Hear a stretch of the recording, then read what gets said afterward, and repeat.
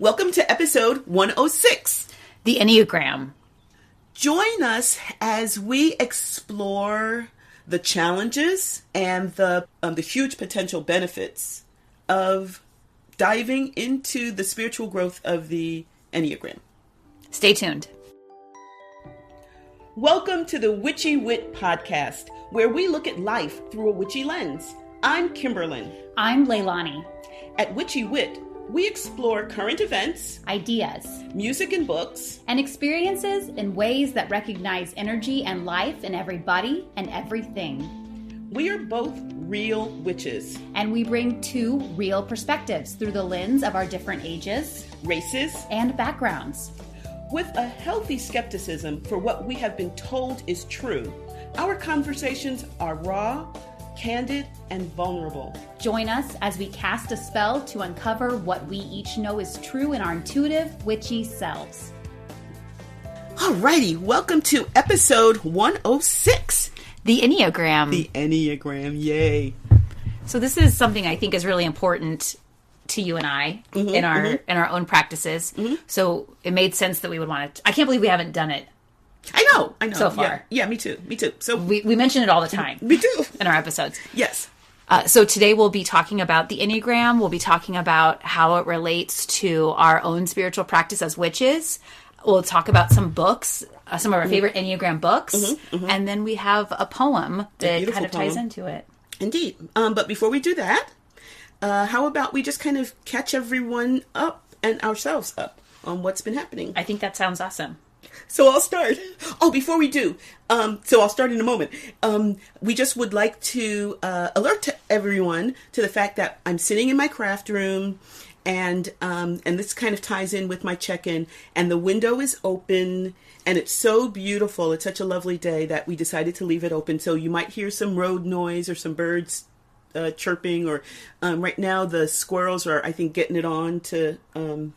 it's spring, so you might hear some of that noise, but it's just lovely. So we decided to keep the It's so windows open. lovely, and it's for me, it's a rare time in San Antonio where I can really enjoy before it gets really hot. I know the windows can actually be open. Yeah. So good. So that ties into the fact that we're in my craft room, which also is my guest room. So we're sitting here, sitting here on the futon, which still has the little, what's this called? Mattress topper on there. And my check-in is really about visiting with my cousin. So I've said a number of times that my family, that we put the fun in dysfunctional. And she is a perfect example of that. We have maybe different spiritual practices, and she's one of the few people that know I'm a witch. Oh, I didn't know that. Well, I mean, she sleeps in this room with all the witchy books. I mean, yeah, and the so altar. she would look at the altar and your tarot decks and yarn. And yarn. Yeah. So yeah, it was readily I don't know how apparent it was, but she figured it out. Anyway. But we just had such a delightful time. We didn't really do a whole lot of things where you can say, oh, I took her to see this, that. We went up to the wine country. We hung out here. We ate at a number of different restaurants. We drank, and we drove, and it was just really, really lovely. You didn't drink and drive. No, we didn't. No, thank you for allowing me to clarify that. No, we did not drink and drive. No. You drank, comma. We drank, comma. We sat for a while. Yes. And metabolized. Yes. And then I drove. Then I drove. Yes. But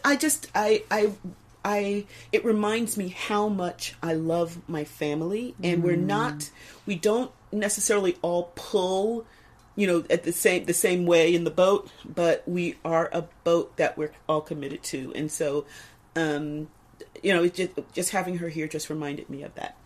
I love that so much. Thank you. So that's what's going on with me. What about with you? So I wanted to check back in about my wardrobe. And well, you should, because I'm looking at it and it's looking mighty As fine someone over here. who doesn't really care a whole lot about fashion, I feel like I'm talking a lot about it on the podcast, but I think it's my lack of care about fashion which is why it's interesting to me. So I shared a while ago on some episodes about how I reemerged from the pandemic, from the shutdown times. I do not believe the pandemic is over. So it's not like that I emerged after the pandemic. It's that after the shutdown times, I reemerged and realized I was totally disconnected from our culture. I didn't know what we were doing clothing wise. Also, all my clothes had aged, and I had been wearing them around the house. So I was searching for something new. So I got really into researching capsule wardrobes, and I wanted to update that I have now decided that I will only wear stretchy pants. I only like stretchy pants because they're comfortable. So then the trick is I have to find stretchy pants that look like dress pants. And this is a pair of stretchy pants that look like dress pants. So I'm standing up. So may I describe them? So that's my waist. It has a 2 or 3 inch waistband.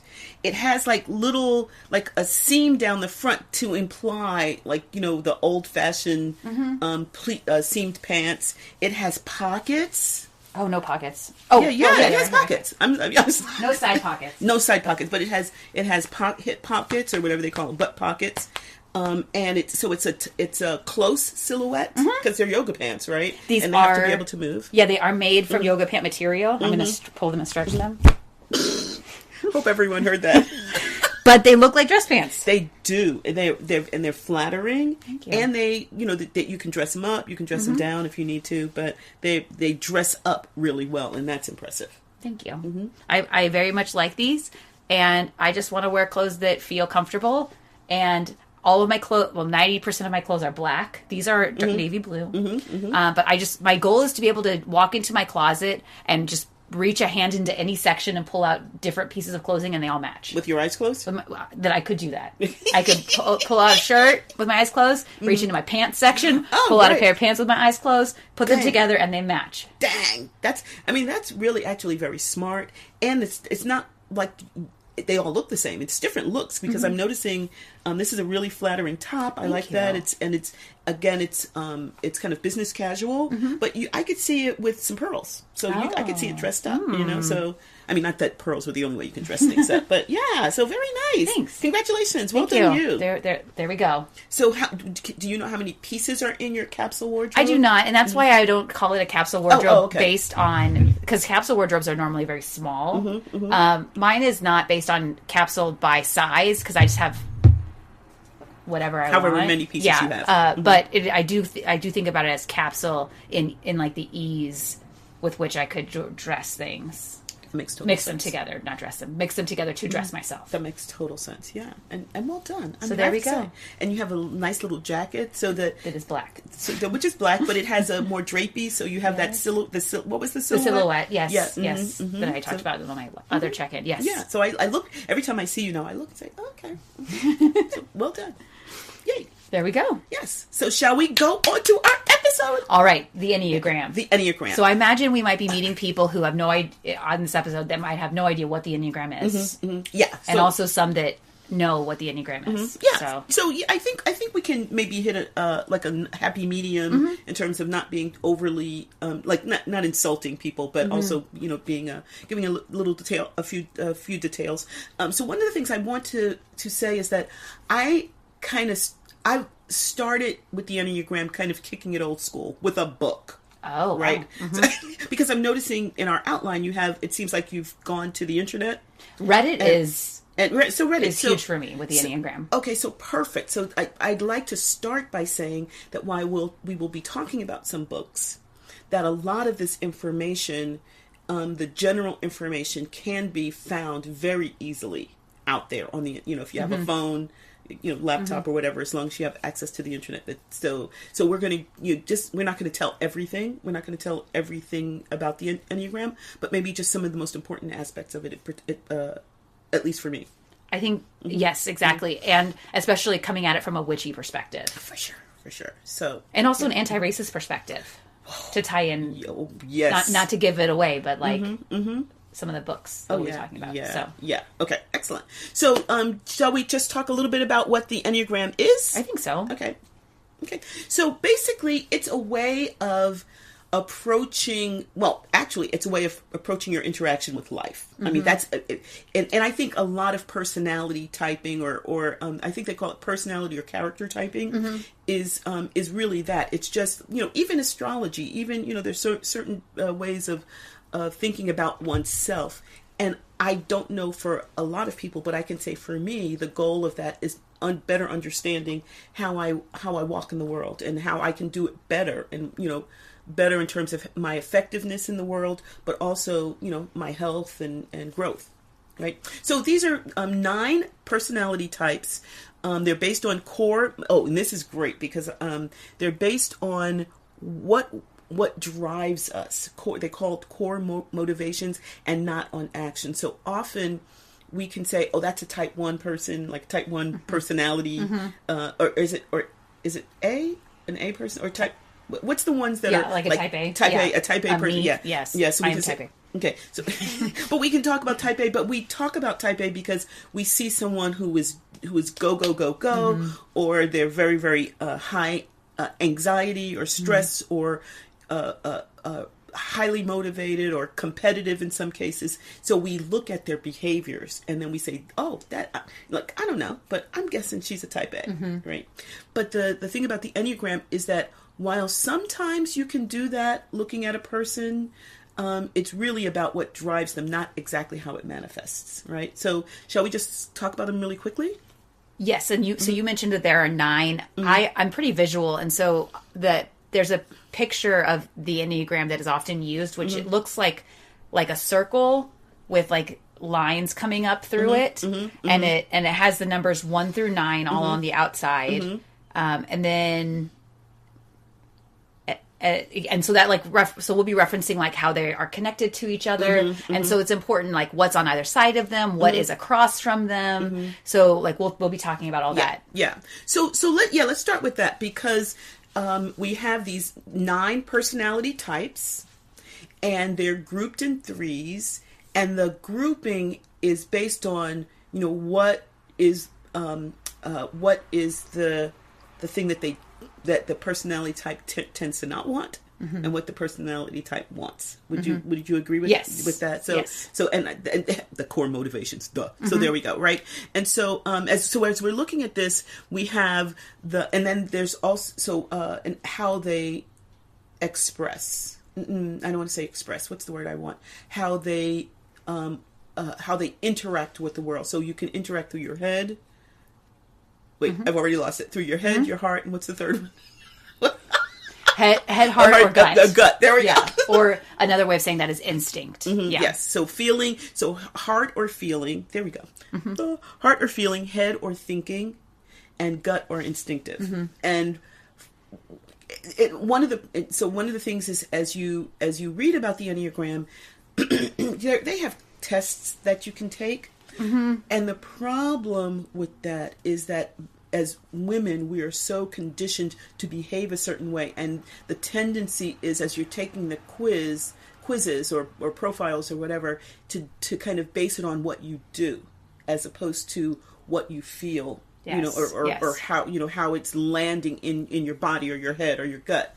And so I just want to caution that for people who are thinking, okay, I want to get into the Enneagram, and you go online and you try to take a quiz, that even though the behaviors of 4 or 5 different numbers could look the exact same, it's being generated because of certain different things going on inside. Would you? I would totally agree with that, and that's one reason why people who are like more expert at the Enneagram say do not type other people because exactly that. And also I knew for me when I was reading the book that we'll talk about later that I knew which one I was because it pissed me off and scared me, which actually was a cover for fear.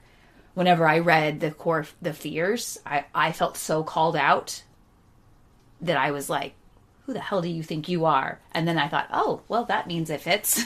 Can I tell you? So thank you for sharing that, because we had started reading it for something that we thought we were going to do in our circle, and we changed our minds. And I think I had kind of done some quizzes and thought I was something. And I kind of read that, and it didn't really land well.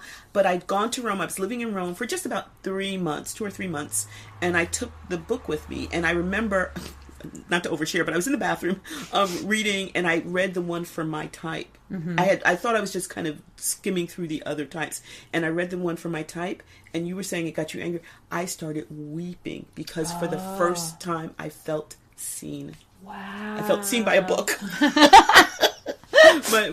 but you know, I said, oh, I mean, literally that's what I felt was, oh, because that was the first time I felt someone got me. I mean, and it was this person I've never met before, and you know, through this book, but I just felt so seen, and I wept, which was a mess because I was in the bathroom. You know, there was a whole lot of stuff going on. Ma'am, you okay in there? But anyway, so yeah, so it's amazing. And sometimes people talk about when they find their Enneagram number. And they read that they have these visceral reactions, anger or fear or weeping or whatever. Yeah, other tests that I've taken for other types of typing, like, for example, Myers-Briggs, I felt like, oh, that's cool. Or, oh, yeah, I do that. But whenever I figured out my Enneagram type, I felt seen in a way that was very invasive is, like, really negative. But, like, I felt naked. I felt exposed. So why don't we do this? We were talking about the head, the heart, and the gut. So why don't we go through the different types? And believe it or not, we're actually, even though it's 1, 2, 3, 4, 5, 6, 7, 8, 9, let's start with 2. Yes. Okay, because the heart or feeling triad encompasses numbers 2, 3, and 4. And that's because our core motivation comes from feeling. Again, for years, I thought my core, not my core motivation, I didn't even know those terms, but I thought I was a head person. You know what I mean? I thought, we've talked about this, you know, because of the organizationalists, et cetera, et cetera. So because of my behaviors, I thought I was something. But no. But apparently not. So anyway, so our 2, 3, and 4, I'm just going to say what they're called. 2 is the helper. And, shall we do, okay. So 2 is the helper. And it's the basic desire of type 2, the helper, is to feel love. And the basic fear of type 2 is of being unwanted or unworthy of being loved. Yeah. And then the next one is type, in the feeling triad, is type 3, the achiever. Their basic desire is to feel valuable and worthwhile. And the basic fear is of being worthless. And the third part, so in type 4, we'll just leave it at that. Type 4, in this heart triad, their basic desire is to find themselves and their significance, to create an identity. And their basic fear is that they have no identity or personal significance. And that's the individualist. That's the That's the individualist. Yes. So that's the heart. And shall we go on to the head? And we'll just go through and label everything. I think that sounds great. So the first type in the head triad is a type 5, and that's the investigator. And their basic desire is to be capable and competent. And their fear is being useless, helpless, or incapable. And we'll come back to this. And then type 6 is the loyalist. And their basic desire is to have security and support. And their basic fear is being without support and guidance. And the last one in the head triad is type 7, the enthusiast. Their desire is to be satisfied and content and to have their needs fulfilled. And their fear is of being deprived and in pain. Yeah. So that's the head triad, and then the third triad, or whatever, one of the triads, is the gut or the instinctive triad. And so the first one in that is type 8, the challenger. And their basic desire is to protect themselves, to be in control of their own life and destiny. And their basic fear is of being harmed or controlled by others. The type 9 is the peacekeeper. To have inner stability and peace of mind is their desire. And their basic fear is of loss and separation. And then finally, coming back to number 1, which we skipped over, the third in that triad, the instinctive triad, is the reformer. And to be good, to have integrity, and to be to have balance, to be in balance, is their basic desire, and their basic fear is of being bad or defective. Wow. And it's so funny because so I don't know if we actually said I'm a type 2. I'm also a type 2. We get along so well. But it manifests in so many different ways. It does. I mean, we're two different witches, Yes. with two different perspectives, and we're both type 2s. Same Enneagram. We should have put that on our intro. Same Enneagram. The different next time perspectives. we record one, exactly. So, and that goes to show how we have that same core motivation, and it manifests in so sometimes dramatically different ways, right? And when I first read it, I thought I was the peacekeeper. Which one is Number that? 9. Number 9. I have been mistyped as a 9 as well. And an 8. For me, it was a 9 and a 3. I 8 and 4 for me. Wow. Well, isn't that funny how, because it's so hard sometimes to isolate the motivation from how it manifests. So if you take nothing else from this podcast, I'm going to recommend highly that if you investigate this, that you really sit down and give some time just to this, even if you don't go into a whole lot in depth, because I think that would be so much self-awareness that may not have been apparent before. So after talking about the basic desires and basic fears, I think it's really interesting to see how it's like the light and the dark of the same thing. It's the two sides of the same coin. About what I want the most is also what I fear the most. Yes. Yeah. And so as we talk more about this, I think another thing, an important part of this is that one of the things that I see as a major aspect of the Enneagram is that there's no bad and there's no good. But what we have are, because we have these core motivations, when you're coming from your core motivation, say from fear, or when you're coming from, so that's the best. It's a spectrum, and how you're expressing your Enneagram type every day or every hour might be different.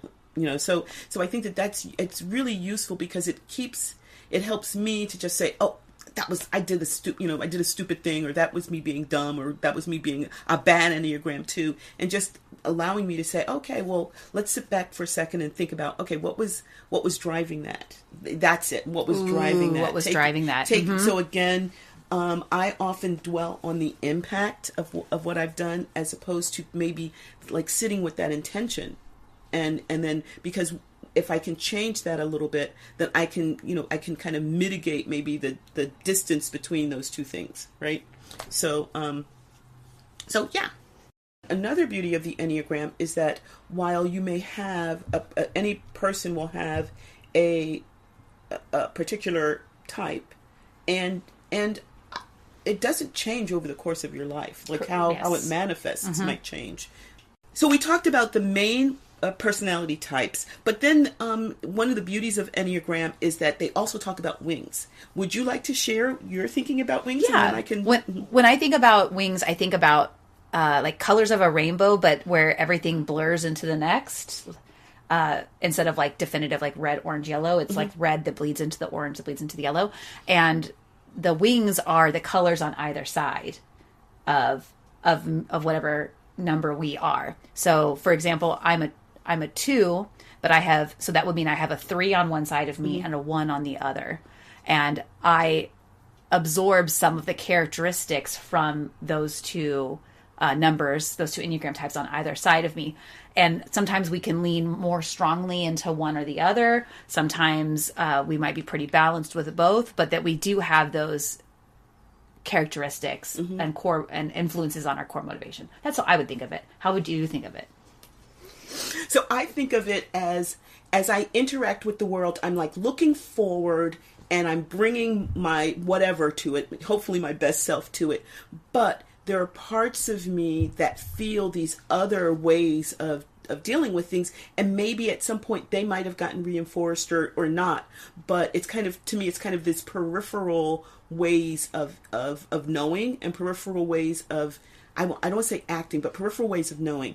And so that to me are the wings. But I love your RGB, the RGB. Yeah, exactly. The colors kind of blending into each other. And so what you will hear people who are adept at dealing with the Enneagram, and even those who are not, like me, is that I'm a 2 with a 3 wing or something like that. Okay. And so I would suggest that probably, even though we have 1 on one side and 3 on the other, that generally kind of our go-to is 2. And then there's 1 that might be a little bit stronger, and we might bleed into the other at other points. But I think the thinking is that there's going to be, you're heavily one or the other. So maybe we could give an example. Sure. So because we're both 2s, so 2s are the helper, but a 2 with a 1 wing is a specific type of helper called the servant. And so they tend to be really caring and interpersonal.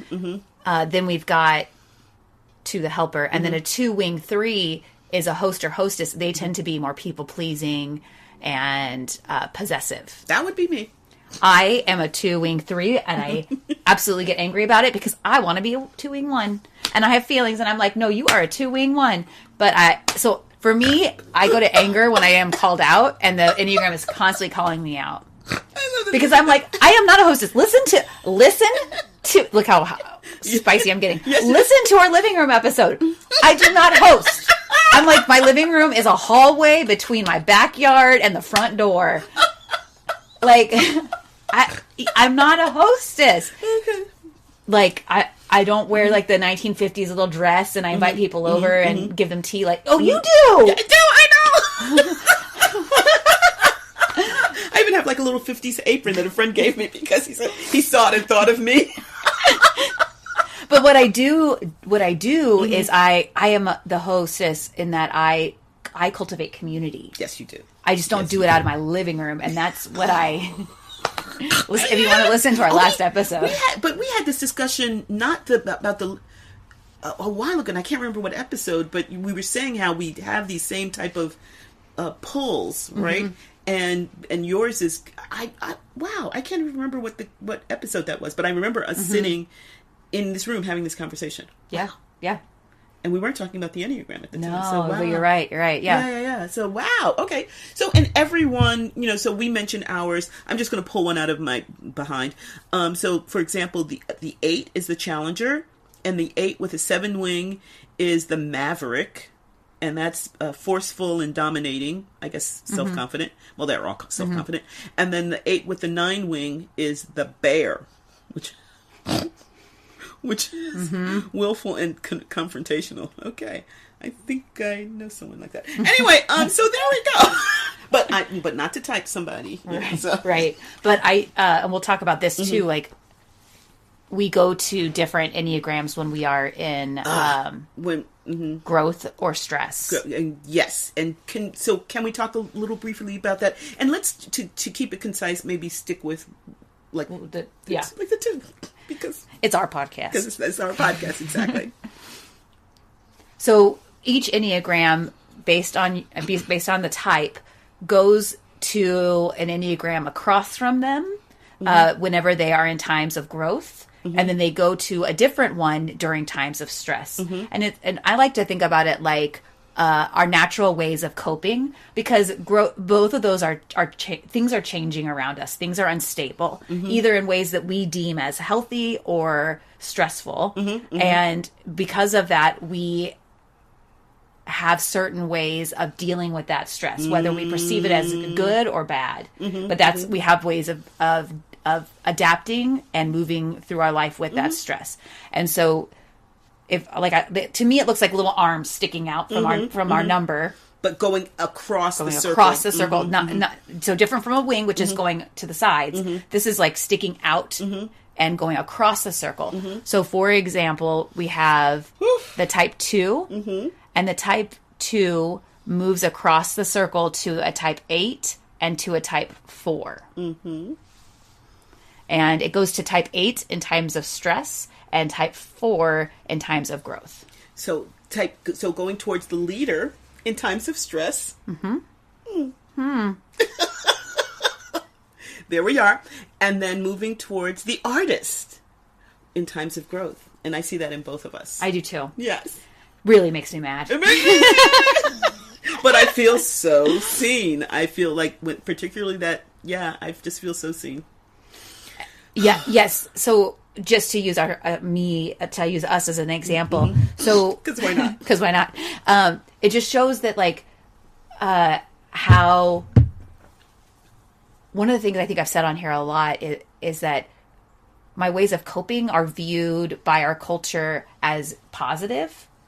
And so I can be in the middle of like a shame spiral that's like ripping my life apart, but my way of coping is very pleasing to our culture. So I think this is something that's really powerful about the Enneagram, is that it's really not about the action. It's about what's underneath the action. It's so true. So true. So true. I want to wave a flag. It is so true because it's so true.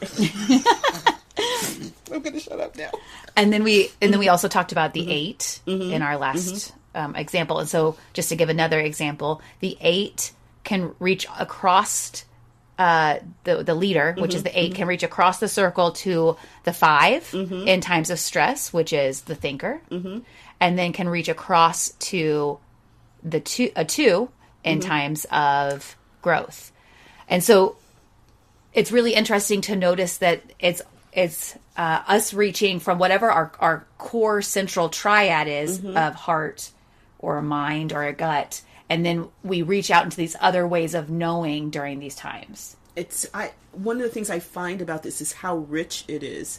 There's only 9 personality types, but there's infinite, I guess that's 27, so infinite ways of us interacting. And again, it's a spectrum, so there's going to be a great deal of variety, diversity in those reactions and those responses. And so you can spend the rest of your life just exploring the ways in which this information can help in growth, right? Or help you when you're going through stress, right? So, yeah. They also, something I didn't mention before is, even though there are these 9 types, there are these types within the type of like, of being, sometimes they call it balanced or unbalanced 2. Yes. And so like you could also call it a healthy or an unhealthy 2, or like a stable or an unstable. Like it just depends on where we are inside of that, because the 2, Leilani as a 2 right now was very different. Is very different than the Leilani as a 2 going through my divorce. Thank you for mentioning that, because I like to think of it, so let's draw a straight line, and in the middle is our 2, right? And so we were talking about unhealthy or healthy manifestations of that. And so I like to think of it as the more unhealthy I get, the more that 2 stretches up and the lines behind it stretch down. So it becomes more and more of like a teeter-totter. And the unhealthier I get, the more I'm apt to just kind of like fall on either side with my behaviors. So and the healthier I am, it's actually, I can move along the line, but it's not spiraling. It's not falling. It's just, okay, in this situation, this is how, my expressing this in this way is going to be most useful.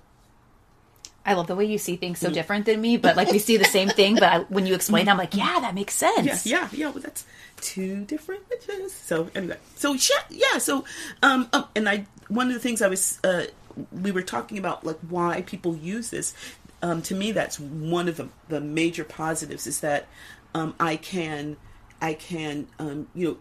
look at all of these different behaviors, and I can start to see like why I'm doing something a certain way. And by thinking of it as a spectrum, I can keep myself from beating myself up. One of the aspects of it, maybe it's not here, maybe it's somewhere else, but in growth and stress, the 2 can, at least my manifestation of the 2, because I have a strong 3 wing, is moving towards shame. And so I think the instinct is anger. Yes, instinct is instinct is anger. And then the head is fear. And we are about shame. Yeah. We're about shame. So there we go. Shame's fun. The heart triad, it goes to image and shame, which it pisses me off. Exactly, because that's your one wing.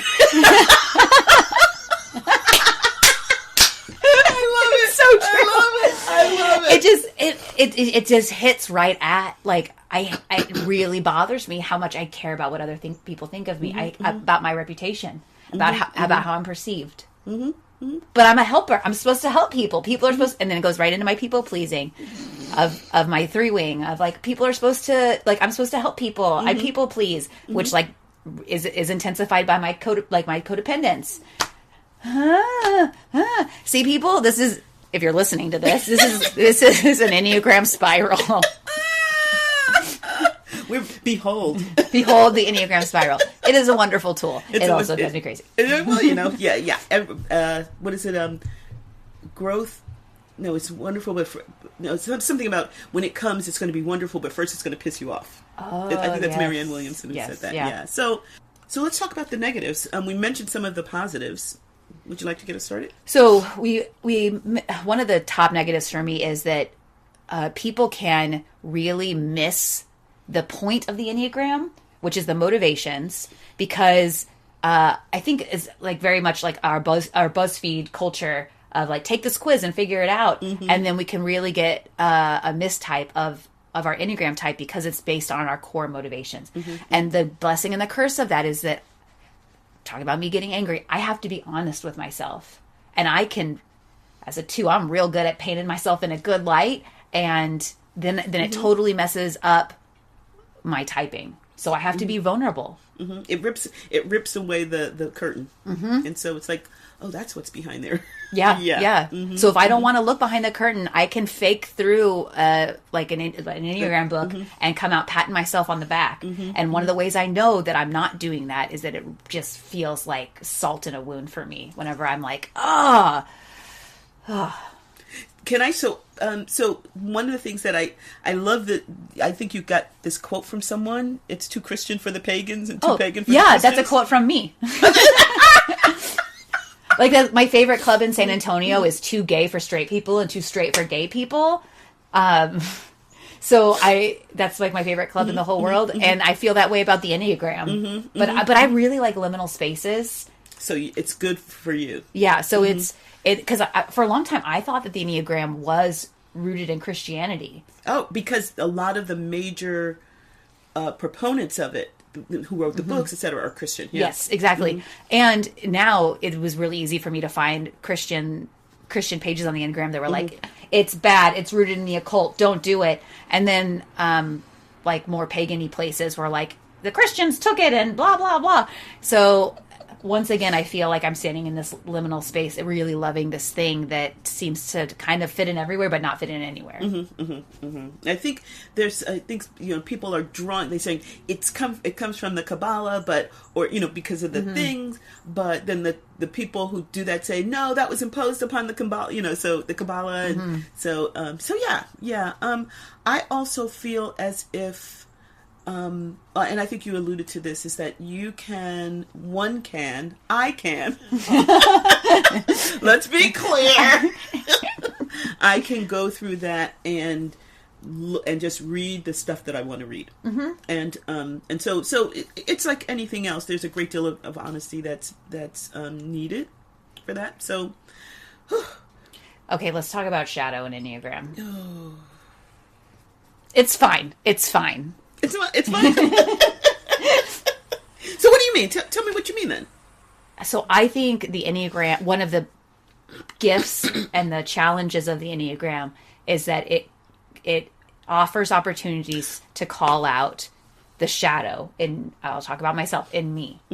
And if I choose, like you said earlier, to look behind that curtain, boy oh boy, will it tell me exactly what I'm afraid of, exactly how I play people, exactly how I manipulate others. I'm snapping.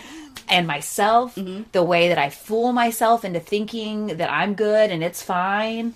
And that can be a real challenge, because I think I think it's one thing to be like, no, I want to grow. Tell me these things. I want to learn. And then it's another to be like, are you sure? Okay, well, here you go. There you go. Exactly. And then I'm like, oh, that's tender. Ooh, that's spicy. Ooh, that offers me the opportunity to rethink the narrative that I was telling myself about myself or the world or about people I love or about people that challenge me. Yes. And for someone like me who really likes to look into the sun. Literally, by the way, you always talk to me about looking directly into the sun at certain times of day when it's healthy for us. Sun gazing, yes, that's right. Yes. But who looks like to look in the sun, does not like to look at that big black thing stretching out, which is my butt. But anyway, this big black thing stretching out from behind me.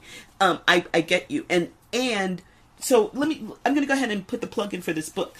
So the book that we read for our group that we had gotten because we thought we were going to do something with our group is by Don Richard Riso and Russ Hudson, and it's called The Wisdom of the Enneagram: The Complete Guide to Psychological and Spiritual Growth for the 9 Personality Types. And I think the subtitle really tells me why I really like this book. So the beauty of that, you were talking about that shadow, and this was the first time I'd ever read all of this, all of the things that I wanted to hide from myself. And like I said, I did cry, but it was a cathartic cry. It was, because it was not hard. One of the reasons a lot of people, I would imagine, but definitely me, avoid looking at my shadows because I don't want to address it because it's ugly and it's nasty and it doesn't show me in a good light, etc. And this was the first time I heard it expressed in a way that didn't sound like I'm a shitty person because of these things in me. And so I highly, highly, highly recommend this book. We'll talk about a couple of others, I think, but definitely recommend this book. I think it does express that I'm a shitty person, but it expresses that every other type is equally as shitty. We're all shitty people, just doing the best we can, hoping to float up to our turn a little bit higher than. Well, of course, we're type 2, so we really want to float up so we can help the other turns. I can help the other turns, like a log flume or something. But yeah. But also, it shows that I'm also a beautiful person, and that each type is also equally as beautiful. Exactly. I'm just focusing on the shadow part right now because it really drives me bonkers. Okay, let's move into maybe some more discussion because one of the things I was going to say about this book is I just wanted to, because a lot of them are basically this, like you say, you take quizzes and this is who you are and these are the things that drive you and blah, blah, blah. But this book also talks about how you can utilize this information to grow spiritually. And that's what I really love. And I just wanted to just read, this is from the chapter 16, the Enneagram and Spiritual Practice. And I would just like to put this out as a recommendation for people who are thinking about exploring the Enneagram. It says, combining knowledge of the Enneagram with spiritual practice consists of 1, becoming present and aware as much as possible throughout the day.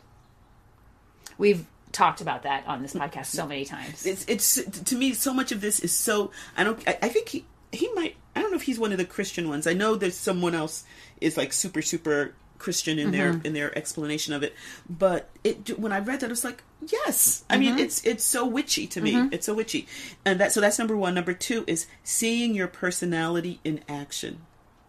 And so the idea of, this is what's going on behind the curtain. This is how it's showing out. This is the image, or this is how it's manifesting in terms of my behavior. But being able to start to negotiate that if there's any space between that. And then number 3 is not acting out your impulses. So, I mean, it's just, that it's basically just taking a moment to say, okay, this is my 3, my 2 with my 3 wing. And okay, so now what do I want to do about this? Anyway, it's just a wonderful, and then he has, the 7 tools for transformation, choosing a practice. I think it's a wonderful, wonderful chapter. I would suggest people to actually start with that chapter because then it might help you to absorb the other a little bit more easily, And I think as witches, my view of witchcraft is so much of it is diving deep into myself, understanding my shadow, working in that shadow, and then using my knowledge of my shadow with my strengths into my magic. Mm-hmm. And if I am not willing to look at my shadow, then my spiritual practice is super lopsided. Just cutting it off, yeah. Yes. Cutting it off, yeah. So what I thought we'd do, just to have a little bit more conversation, is there's another book that I highly, highly, highly recommend. It's going to sound like it's only for a small subgroup of the people in the United States, but I think it's really valuable for anyone. Like we talked about grind culture, and we talked about the commodification of our bodies.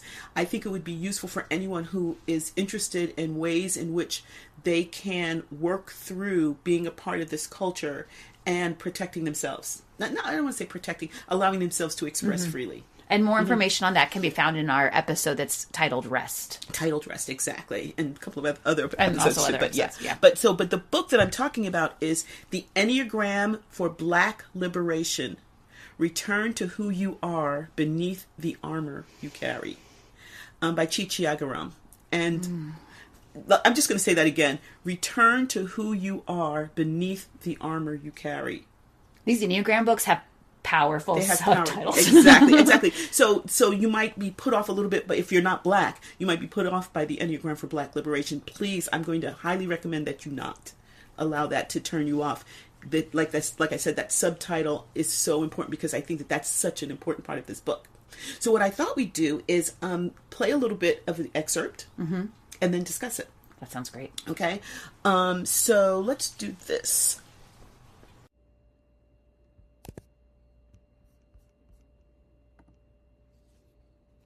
Chapter 11. Type 2. Helpfulness as Armor. Nicknames: the Giver, the Helper. Armor: helpfulness. Holy Idea: freedom. Virtue, essence, quality: humility. Mental habit: flattery. Emotional habit: pride. Holy Idea: holy freedom, the river. Let's imagine that you live within a small community of people without indoor plumbing. To wash their clothes and cook their meals, they rely on water from a nearby river. The river brings in fresh water, cool and crisp on a hot day, and pure enough to drink straight from the source. There is no muddiness, nor are there bacterial strains lurking in these waters, and the river sustains the lives and livelihoods of you and your community members. No one can really tell where this river flows from and where it goes, but it has never once run dry and has a constant flow of fresh water available whenever anyone needs it. When your reserves of water are depleted at home, all you have to do is go down to the river and fill your containers back up. This is the repetitive cycle. You recognize you have a need, you honor the need by going to the river and letting it replenish you. You use that replenishment to sustain your life until the need emerges again.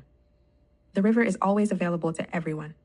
Its invitation is for you to listen to your thirst and come get replenished as many times as you need to. This is a depiction of holy freedom, the objective reality or holy idea associated with the Type 2 structure. Holy freedom is a deep knowing that there is a universal will that satisfies and meets all real needs, which then allows us to experience the freedom to honor our own needs and seek replenishment. Holy freedom reminds us that part of being human is being needy, and it is our neediness that increases our capacity to receive love. If we pretend we have no needs, we close ourselves off to the love and care that would otherwise be available to us. When someone with a 2-type structure becomes disconnected from this objective reality, they begin to weave a subjective story, one that says that they are the river that sustains the community. Rather than tend to their own needs, like the river invites everyone to do, they spend more time checking for and responding to their neighbors' needs. They might spend the entirety of their day pouring water from their own reserves into their neighbors' containers, not once stopping to recognize that they themselves are parched and in desperate need of water. Obviously, this isn't sustainable, because without water they will die. But they give and give of their own reserves, silently hoping others will take notice of how hard they're working to sustain the community and begin to take care of them too. However, holy freedom reminds the 2 that single-handedly sustaining the community was never their work, and invites the 2 to embrace the freedom of neediness, just like everyone else. I don't want to talk. I don't want to talk about it. The first time I listened to that, I was walking. I think I actually stumbled into a tree because, damn. Wait till, if you think this is pissing you off, wait till we listen to the next clip. And I cut it off before the clip that's going to piss us both off. So yeah, I mean, I see that I've gotten better. We've discussed this in a number of different episodes, but I've gotten much better with creating for me, keeping that from happening are boundaries, right? And it's not boundaries that I need to set for other people. It's really boundaries I need to set for myself. That that idea that I can just do everything for everybody and then hopefully they'll love me. That's the thing. So what I'm encouraged by our society to think is that I'm doing this because it needs to be done, and someone needs to do if you need something done, ask a busy person, blah blah blah blah, and I got it, and I can do this, and I can do that, I can do that. Yeah, that's what we're encouraged to think. But what is actually happening is, I'm gonna cry. Please, love me. I'm doing this stuff. I love you. Would you love me back? Right? Oh, sorry. Why don't you talk now? Because I can't talk. This is what the Enneagram does. Just so everybody listening knows. Yeah, exactly. The second word that she said, started getting angry. It's this, I use positions of leadership as a shield. And our culture applauds me for it and says, look at you, you're a leader. Look at you serving your community. Look at you priestessing in this circle. Look at you doing all these things. Wow. And I hate it because I know that I am doing it as a way of protecting myself. Right. And so it taints all of the praise that I get because I'm like, joke's on you. I'm actually running this summer camp because the idea of being pulled out and away from our society, disconnected, turning over my car keys, turning over my cell phone, not being in control of whenever I can take a shower because we just did a slip and slide with chocolate syrup on it, freaks me out. And the idea of being out of control and that much, which is what I'm asking these kids to do, is so scary to me. And I think of it, I love how you put that. I think of it as, I want it done a certain way. It's got to be, got to be a certain way, but, I want it done a certain way. And so the way to make that happen, be in charge. Be in charge. And, oh my gosh. Oh, it's just oh my gosh. I was going to say something. Yeah. But the Enneagram scramble in my brain. It's just, it really does. But this, it's an armor. It's protection. And this is what I was going to say, is that you say people laud us for doing that. Oh yeah, you're doing the great thing. And what I feel behind, this is the shame part, what I feel behind me is, you say that, but if you really knew the real me, you wouldn't say that. That's why I keep doing this, so you don't get a chance to see the real me.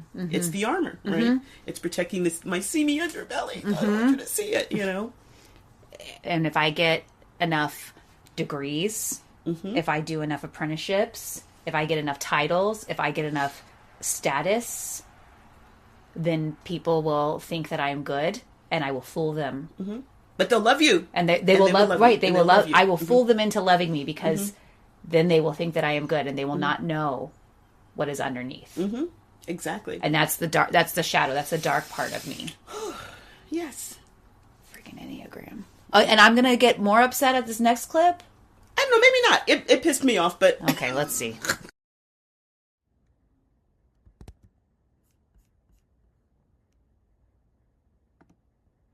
When twos begin to see themselves as just as in need of replenishment as everyone else, they begin to embody the virtue of humility. Humility allows them to see themselves rightly, with neither an inflated sense of being needed nor a deflation of their own needs. Humility allows them to respond to real needs, theirs and those of others around them, without conflating being of service with earning love and approval. Idealization. Helpful, generous.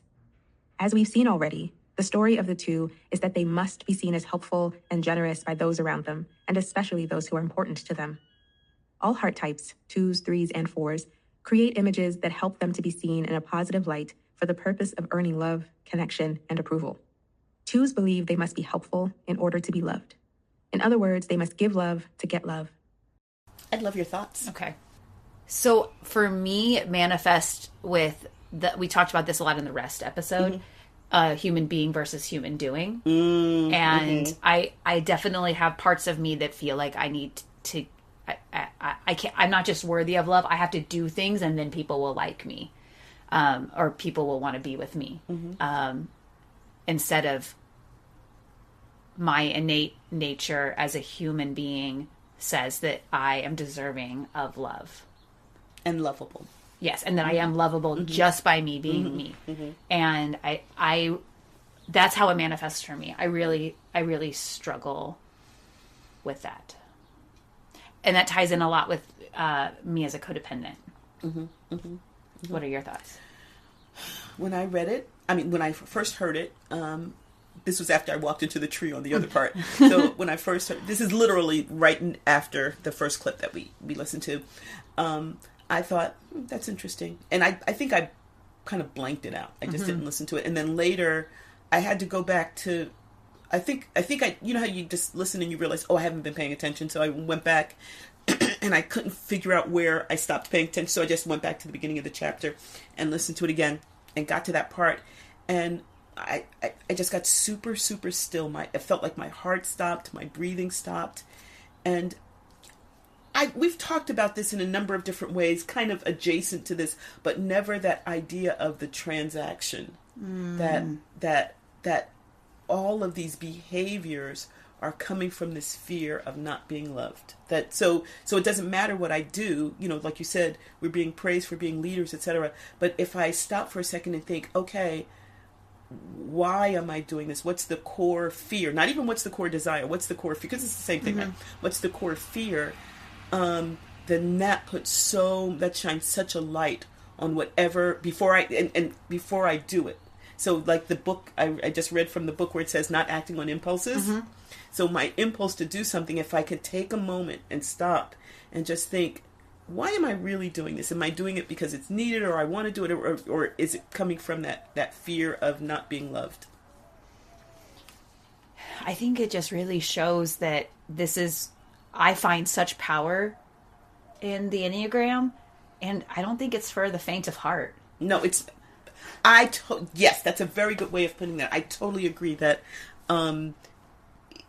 you can just do like the quizzes, kind of like you online, and what's your spirit animal or whatever, that kind of thing, and that's interesting. And you can kind of look and you can. And I don't want to say. It sounds like I'm judging, just skimming some of the personality characteristics, because that's very informative too.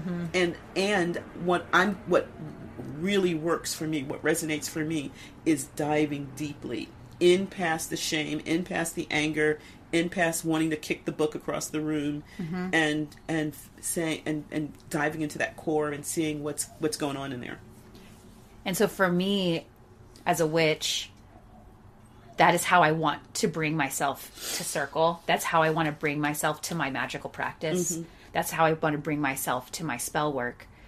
So for me, the Enneagram isn't necessarily like how I do my magic, but it is how I work on myself, how I nurture myself, how I look and pull back that curtain and then bring myself into my magical practice and into my circle. I love how you put that. That's and I would say I think I'm saying the same thing that you're saying, but instead of how, I think the word that resonates for me is why.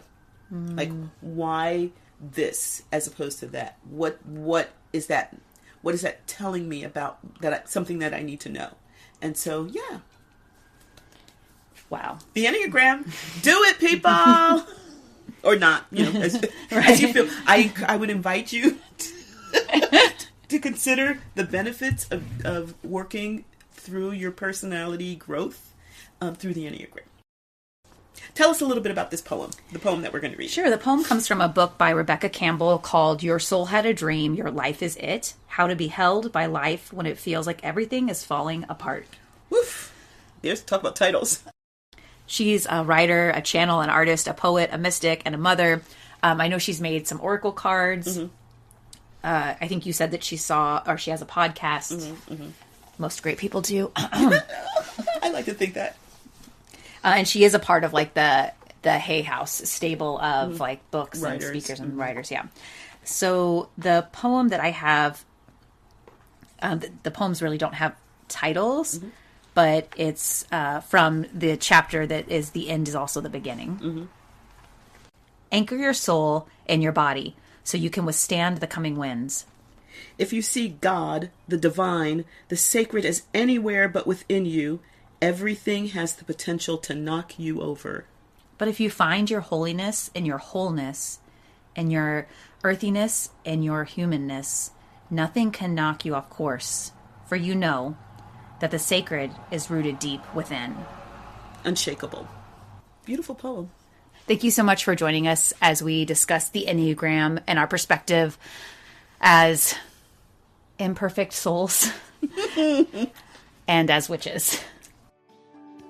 We hope you have enjoyed the magic that has unfolded here at Witchy Wit. It would be great if you would help make Witchy Wit possible and get access to exclusive content by donating on Patreon.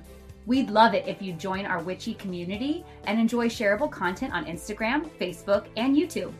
Would you do us a big favor and support us by rating and reviewing us wherever you get your podcasts? It's free and helps witchy folks find us.